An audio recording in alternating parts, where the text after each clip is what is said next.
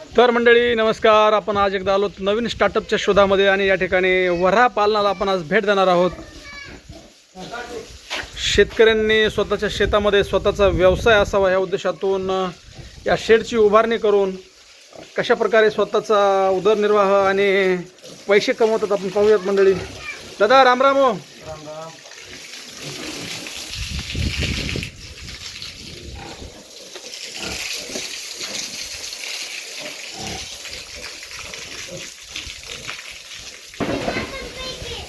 हा शेतकरी बांधवांसाठी शेतीपूरक व्यवसाय सविस्तर असावा आपण आज या ठिकाणी आढावा घेऊयात मंडळी.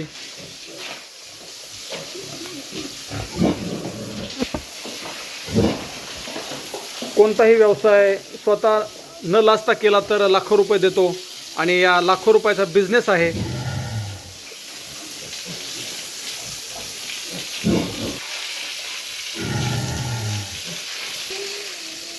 पाईपाच्या सहाय्यानं थेट घाण याची सर्व बाजूला जाते. याचा खतासाठी वापर केला जातो का दादा? हा, खतासाठी. झाडांना आपण आंबे केलेत ना मागं. किती झाडं लावले तुम्ही यावर? 240 झाड आहेत. आणि एकूण जनावरं किती तुमच्याकडं? पूर्ण लहान मोठे आता 100 आहेत. 100-150 विकले तर. 100-150 विकलेत. हा, म्हणजे पहिले 2 बॅग विकलेत ना. छोट्या इकडे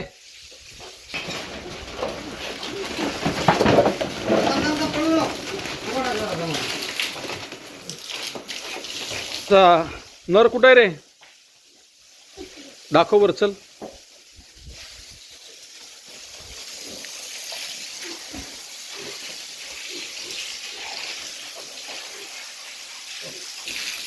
याचा वापर मांस खाण्यासाठी अनेक ठिकाणी केला जातो.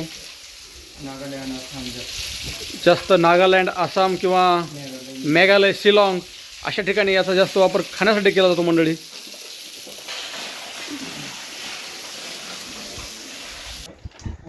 मंडळी हे आहे ब्रीडर आणि याचे वजन किती आहे आपण विचारू. दादा याचं वजन किती आहे?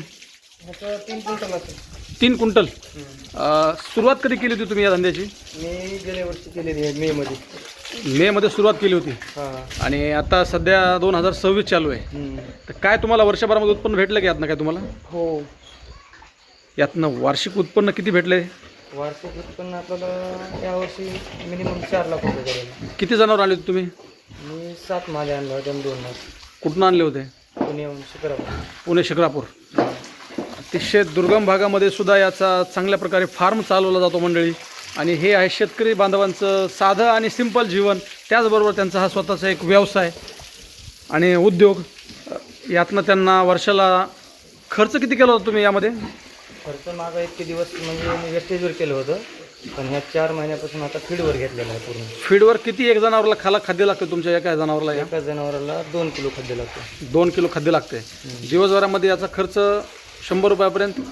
हो, 80-85 रुपये खर्च. 80-85 रुपये आहे. तर एका मांदीपासून तुम्हाला पिल्लं किती मिळतात? मिनिमम 8-9 किलो भेटतात. 8 ते 9 पिल्लं भेटतात. आणि याची विक्री किती दिवसाला करता येते? 5-5.5 ते 6 महिन्यात.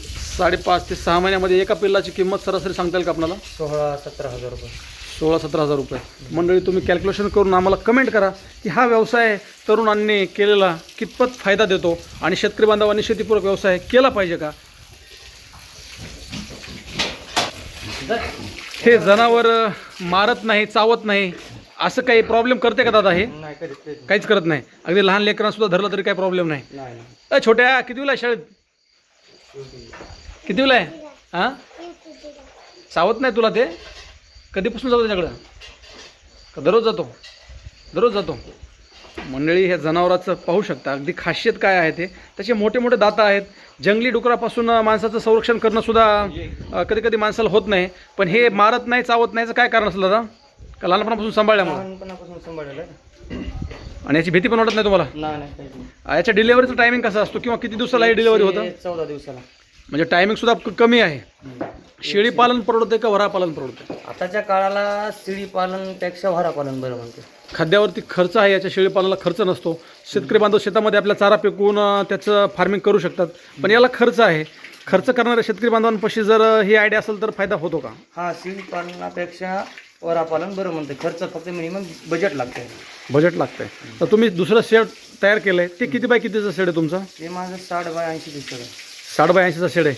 मंडळी आवड असली की सवड असते आणि सवड असली की अशा प्रकारे व्यवसाय होतो. छोट्यासुद्धा त्यांचा मुलगा त्यांना मदत करतो आहे पाणी मारण्यासाठी आणि हा त्यांचा छोटासा फार्म आहे. शेतकरी मित्रांनो, आयडिया आमची, काम तुमचं, ह्या म्हणीप्रमाणे आम्ही दाखवण्याचा तुम्हाला प्रयत्न करू. जर आवडला तर नक्कीच लाईक, कमेंट आणि शेअर करायचं नका, जेणेकरून शेतकरी बांधवांचे नवनवीन व्हिडिओ पाहायला मिळतील. ह्या 2 मांद्या आहेत. यांनी किती पिल्ले दिले दादा? यांचे 16 पिल्ले होते. 16 पिल्ले होते. 2-4 मिले. या म्हणजे आजार पण येतो यांना? नाही, जन्मताच थोडे कमजोर होते. कमजोर झाले. यांचा डिलेव्हरी कशी होते? नेमकी नॉर्मल होते का नॉर्मल त्रासदायक होते मालकाला? नाही नॉर्मल होते. म्हणजे नवीन तरुण उद्योजकांनी जर ह्या व्यवसायामध्ये उतरलं तर नुकसान होण्याचा चान्स नाही आहे? नाही नुकसान नाही. आता तुमच्याकडे एकंदरीत मांद्या किती आहेत सगळ्या? माझ्यापाशी पूर्ण 9 मांदे. 9 मांदे आहेत. 9 मांद्यांची पिल्ले? 9 मांद्याचे 85 पिल्ले. 85 पिल्ले आहेत. 85 पिल्लांची किंमत आपण एका विक्रीच्या टायमाला जी 15,000 रुपये 16,000 रुपये होती, त्या हिशोबानं जर तुमचा हा आजचा हिशोब केला तर किती रुपये उत्पन्न होण्याचे चान्स आहेत? सरासरी आपला 10-12 लाखाचा माल आहे. म्हणजे एवढ्याशा फार्मवरती 10-12 लाखाचा माल होतो. त्यामध्ये खाद्याचा खर्च वगळता? खाद्याचा खर्च मिनिमम 50% जातं, 50% राहतं. खाद्यावर फीडवर जर केलं तर, वेस्टेजवर केलं तर मिनिमम खर्च कमी येतो, पण कॉस्ट येत नाही तेवढी. आणि फीडवर चांगली येते? फीडवर चांगली येते आणि खर्चसुद्धा कमी आहे. फीडचं याचे औषध उपचार किंवा डॉक्टर्स का तो स्वतः तुम्ही काही गोष्टी करता यांच्या? ट्रेनिंग घेतलेली आहे. स्वतः कुठं घेतली ट्रेनिंग दादा तुम्ही? पुण्यामध्ये ट्रेनिंग घेऊन आले होते? स्वास्तिकवाल्याकडून ट्रेनिंग घेतलेली आहे. कोविड काळामध्ये अनेक शेतकरी बांधवांचे असतील किंवा तरुण मित्रांचे असतील, प्रत्येक कामं चेंज झाले आणि ते कामं चेंज झाल्याच्या माध्यमातून तुम्हाला ही आयडिया सुचली असं तुम्ही वाटलं होतं तुम्हाला, पण लेट चालू केलं. काय कारण होतं तुमचं लेट चालू करण्याचं? त्याला इथं थोड्या वाटाचा प्रॉब्लेम होता, थोडी पैशाची अडचण. अतिशय साध्या पद्धतीनं आणि शेतकरी जीवन मंडळी या ठिकाणी पाहू शकता. शेतामध्ये शेतकरी बांधवांनी हा केलेला व्यवसाय त्यांचा आणि साधं जीवन. त्याचबरोबर आपण त्यांच्याकडे कुत्रेसुद्धा छान आहेत, कुत्रेसुद्धा पाहूयात मंडळी. जर्मन शेपर्ड जातीचे कुत्रे आहेत त्यांच्याकडं. दादा, तुम्हाला कुत्र्यांमधून सुद्धा उत्पन्न मिळते का? हो भेटतंय, पण आपण आतापर्यंत घेतले नाही. आता हे बांड आहेत, म्हणजे आता हे आणलेले आता त्यांची क्रॉसिंग होईल. ही मादा येणार आहे. शेती किती तुम्हाला दादा या ठिकाणी? या ठिकाणी 12 एकर. 12 एकर शेती आहे. वडिलोपार्जित किती होती? वडिलोपार्जित शेती आहे आपली सगळी वडिलोपार्जित आहे. मंडळी पाहू शकता, हे साधं जीवन आणि शेतकरी दिवसाचा संघर्ष, इच्छाशक्ती तीव्र असेल, करण्याची जिद्द असेल तर मंडळी प्रत्येक व्यवसाय हा सक्सेस होतो आणि त्या सक्सेसच्या मागं मेहनत असते. त्याचबरोबर शेतामधील जे आपले वेस्टेज कोणते चारे किंवा कोणत्या वस्तू यांना आता चारता तुम्ही? भाजीपाला शेतामधला कोणताही भाजीपाला असो वेस्टेज खातात. वेस्टेज. आता तुमच्याकडून जर हे छोटे पिल्ले खरेदी करायचे असतील तर एखाद्या शेतकरी बांधवांना व्यवसाय करण्यासाठी, तर तुम्ही विकणार आहात का किंवा विकताल का? काय एका छोट्या पिल्ल्याची किंमत असते? 6,000 रुपये. 6,000 रुपये. किती दिवसाचं येते? ते 45 ते 60 दिवसाचं. 45 ते 60 दिवसाचं वर्रा पालन करण्यासाठी जे पिल्लू आहे मंडळी, या ठिकाणी त्यांनी सांगितल्याप्रमाणे तुम्हाला खरेदी करायचं असेल तर आपण त्यांचा मोबाईल नंबरसुद्धा आपण विचारूयात. दादा, टाके कशासाठी ठेवतात पाणी तिथं? ते निप्पल बसवले, ते ऑटोमॅटिक पाणी पिते जाऊन. मनानं पाणी पितात? मनानं. आणि यांना दिवसभरामधून तुम्ही किती वेळेस खाद्य टाकता फीडचं? 2 टाईम. तुमचा मोबाईल नंबर काय आहे? माझा 90-22-05-5106. नाव दादा? नागनाथ बाबूराव दहिपळे. राहणार कोळवाडी. नक्कीच मंडळी फोन करा. जर तुमची आयडिया असेल, तुमची मेहनत करण्याची जिद्द असेल तर याच्यामध्ये लाखो रुपयेसुद्धा आहेत. 6 महिन्यामध्ये हे पिल्लं जर विकले तर त्यांना 10 ते 12 लाख रुपयाचा निव्वळ नफा नव्हे तर त्यांचा व्यवसाय होणार आहे.